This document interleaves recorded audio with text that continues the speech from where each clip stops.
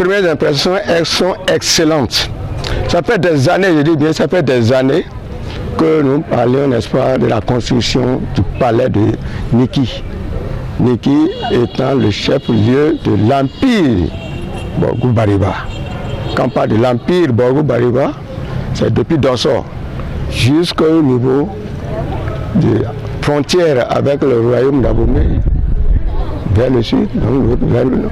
Et de l'est, ce qui est aujourd'hui le Baruten Local Government dans l'état de Corée 7 au Nigeria, qui est le Borgo oriental, jusqu'ici à travers ici, où nous sommes, parlons donc de Borgo Alibori, qui est le Borgo central, et du côté occidental, le Borgo occidental qui comprend aujourd'hui jusqu'à la, n'est-ce pas, de Fadangourma. C'était ça, du point de vue historique.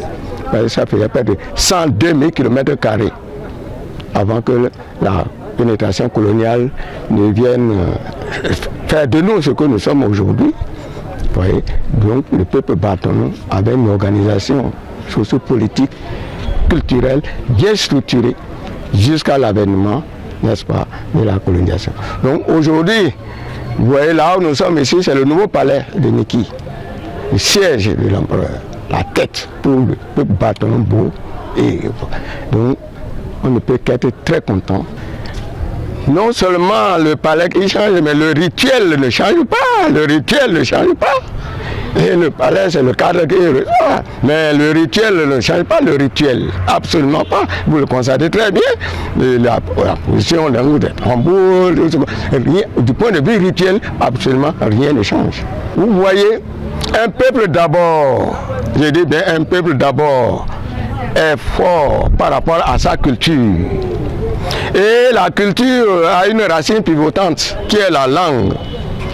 Un peuple qui abandonne sa langue, abandonne bien sûr la base de sa culture, et qui abandonne sa culture devient purement et simplement esclave d'autres peuples. Il faut être clair et net.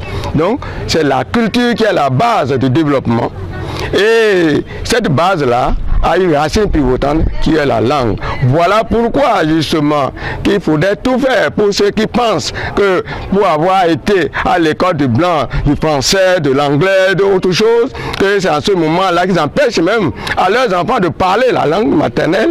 Alors là, qu'on le veuille ou pas, vous empêchez aux enfants de parler la langue et vous empêchez bien entendu, vous déracinez justement ce qui pourrait constituer la force même de la culture.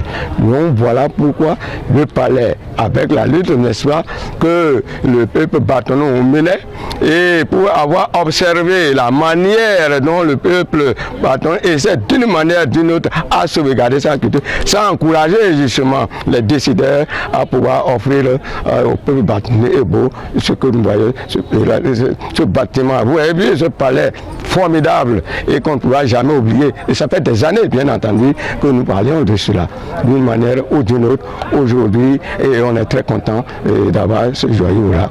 Et ça doit servir donc de leçon aux autres pour pouvoir davantage mettre l'accent sur la culture. Sur le bâton, malgré les insuffisances qu'on avait, s'il avait abandonné sa culture, on ne viendrait même pas à parler d'un nouveau palais dans l'ère culturelle bâtonneau et beau.